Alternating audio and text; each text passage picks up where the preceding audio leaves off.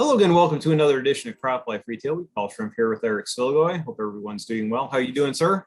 I'm doing fine, Paul. You got the bird, you got the whiteboard filled in. I guess life is okay. So You would think so, except for the fact that AT&T and U-Haul both let me down, two large corporations. So AT&T managed to, after I ordered higher speed internet, I actually upgraded, they canceled my service a day later. So this morning it took me 2 hours to actually get service back, and that was great. And I have to give it up to the sales rep because he knew I was about ready to start tearing things down and burning down buildings. But he got me calm, got me through it. My son's coming home tomorrow from college, and he's got a job where he's doing GIS work on computer. And I'm like, I need the upgrade, so he can actually do his job.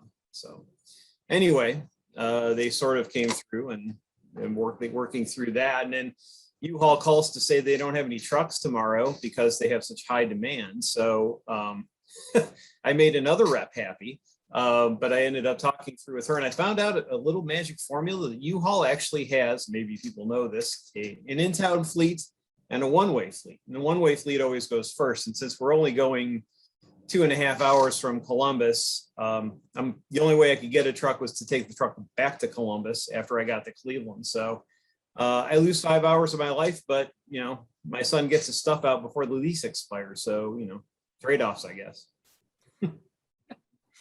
what a day you have had. All right. Yeah, my day has actually been downright boring compared to that. I've had no sales reps to talk to. My internet's working fine.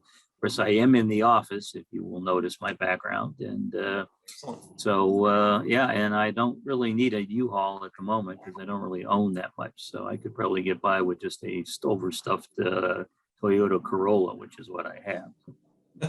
So that's why I put on the lobster shirt, and I got the bird. I'm trying to the mood here, and it's not really working. So I'm sure the fun with numbers will pick up my mood if you're doing that. Oh, you're going to love it. Yes, I promise you. But let's not get ahead of ourselves, Paul. By the way, you should probably mention. I know for folks out there who are always looking for new information being offered up by us and our peers here at Meister Media, you may want to tease something that will be some people that our readers and viewers can look at over the course of the next couple of days at their leisure, if you want to talk about that. Sure thing. So yeah, between you and your work on the research and me doing some background with interviews with folks on the retail side, we put together a component of a large biological report. It's all digital.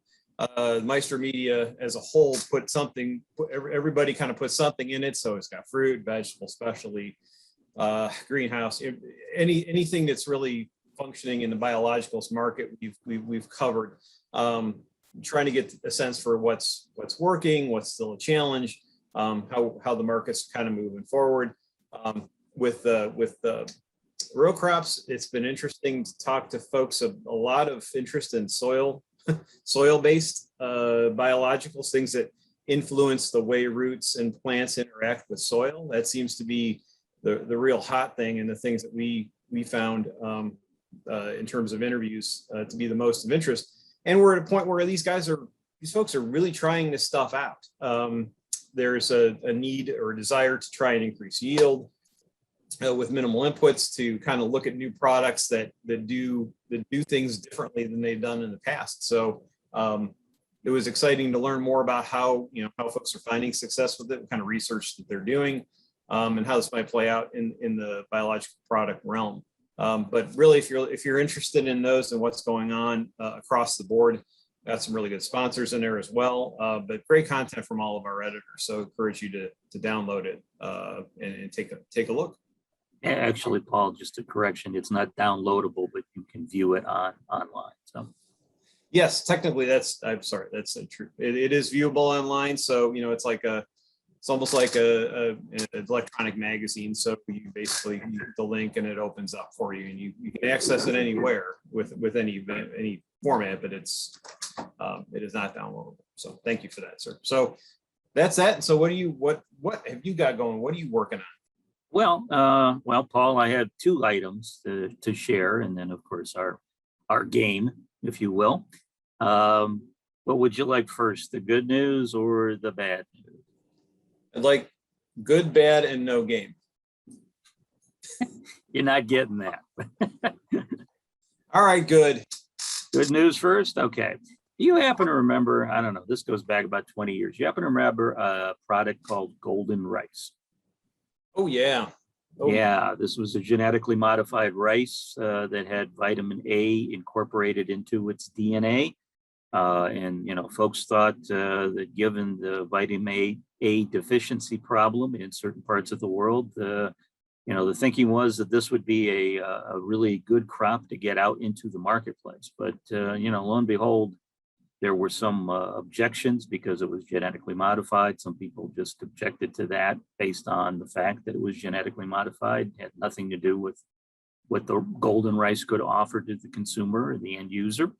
So under the heading of better late than never, I guess, you know, 20 years down the line here, I guess some of the resistance that we were seeing to golden rice has now gone away. And as of the end of July, the Philippines has become the first country where they have approved the commercial use of golden rice. So it means that now that it can be planted for commercial production in the Philippines. And just a note, in the Philippines, only 2 out of 10 households actually have been able to meet the daily requirement of vitamin A. So I guess there is definitely a need for this product in the Philippines, and we'll start seeing it here coming up in the fall season of 2021 and moving forward from there. So good news on that front. Golden rice will be available to the consumers after a 20-year wait. that's good news. I mean, we were talking about that, you know, back when we did our Millennium issue. Exactly. All that stuff is just, it feels like a different lifetime. It's amazing. Well, I mean, that's really great. Vitamin A deficiency, it's amazing the things that we take for granted. It is such a problem. It creates such incredible health issues for people who can't get enough vitamin A. And to have this kind of a simple turnkey solution where you're providing a food that just gets you the vitamin A that you need, and it's a food that you eat regularly anyway, it was almost too perfect. It was a solution that was right there, and still fought it tooth and nail. It's a biotech thing, and thank God that it's finally getting out there and finding some customers. That's really great news. Yeah, so hopefully that'll be the first of maybe many places in Asia and Southeast Asia where vitamin A deficiency is a problem that may start accepting golden rice in their diets, which I don't see that as a bad. Absolutely not. Okay, bad news. Bad news. Well, I guess those of us who have followed the court system over the last couple of years know that the Ninth Circuit Court of Appeals has been a regular source of, so we say, frustration for a lot of our friends in agriculture, and it looks like it will be again, maybe going forward.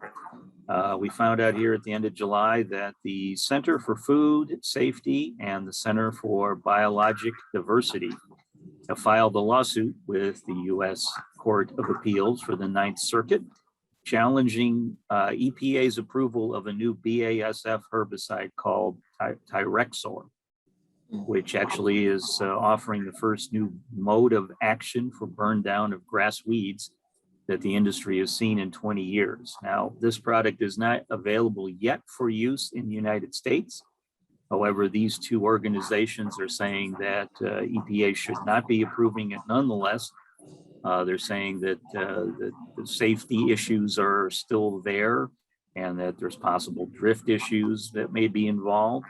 And they're basically saying that they want the EPA to reverse course and basically say that no, this new product cannot come into the marketplace in time for the 2022 season. We did get a comment here from Miracle King Wilson. Love that name, by the way, Public Relations Manager for BASF in North America, basically defending their work with EPA and saying growers continue to need solutions and technologies to control their toughest weeds. The ASF believes in the value these herbicides can add to farming operations across the country, which is why we will continue to invest in bringing these solutions to market. So again, there's another battle brewing over something that's not even in the market yet, but folks are objecting to the fact that it's new, it's different, and they've never seen it before, I guess. Yeah. Well, they with the Enviros, they find a hammer that works, and they just continue to use that hammer until it stops working, and then they find another hammer. Of course, the drift issue, the issue, all those things that work with dicamba, they're going to just transfer over to whatever the next product is, or the new product, or whatever. It's really frustrating because we have this regulatory process, and I think we've all seen EPA in action. They're not easy on these registrations. They're extremely difficult, extremely thorough. They're very costly.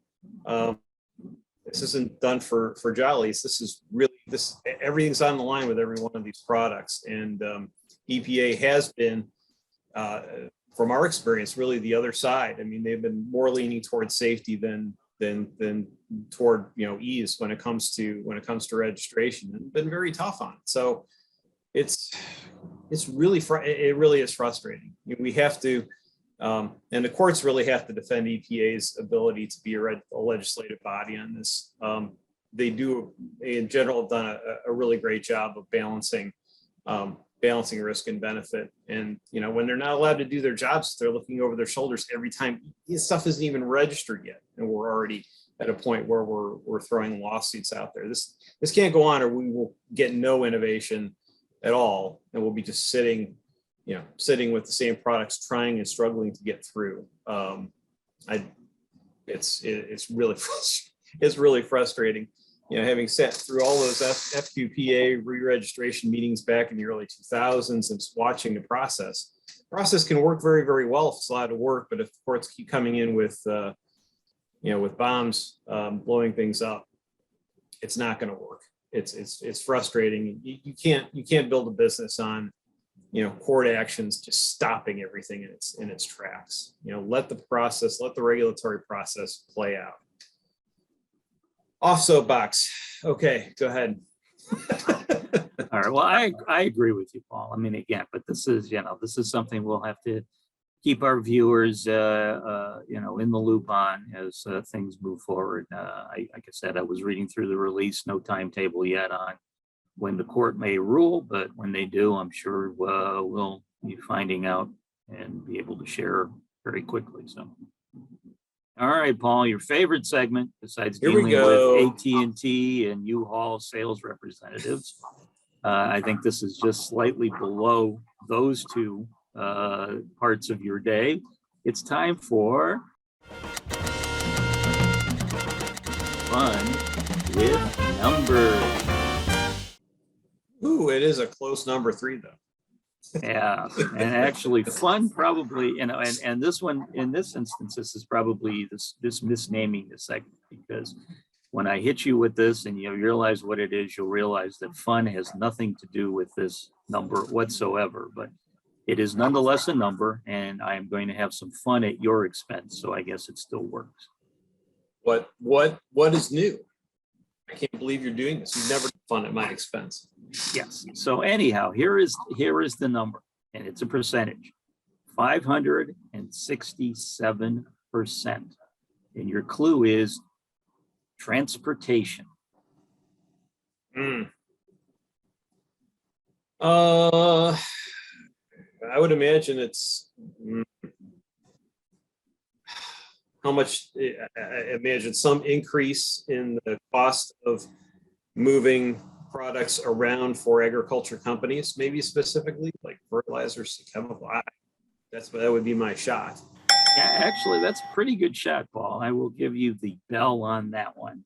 Actually, I was as some of us have started to travel again. I actually got out to a field day this week, and I was talking to the folks at Helm, and a couple of the folks there were talking a little bit about what the state of the world was in terms of moving products around between the U.S. and China. Now, according to the folks at Helm, it has cost them $3,000 per container to get products from China to the US. And that's a cost they've been paying, as they said, basically for forever.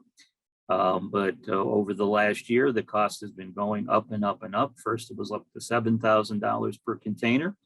Then it was $16,500. And they're expecting by the end of this year that the cost would be about $20,000 per container. So if you're doing the quick math, Paul, that represents a 567% increase in the cost of per shipping container from 1 year ago today to today's market value. So there you go. Like I say, not really a fun number, but the reason to bring that up, of course, is that this is a cost that's impacting all the crop protection suppliers, most likely. So that going into the fall and spring seasons of 2022, we can probably expect some cost increases as a result on the end product for the grower market. So just keep an eye on that as we move forward. Yep. Yeah, I mean, not unexpected, but that's pretty significant. That's amazing. Wow.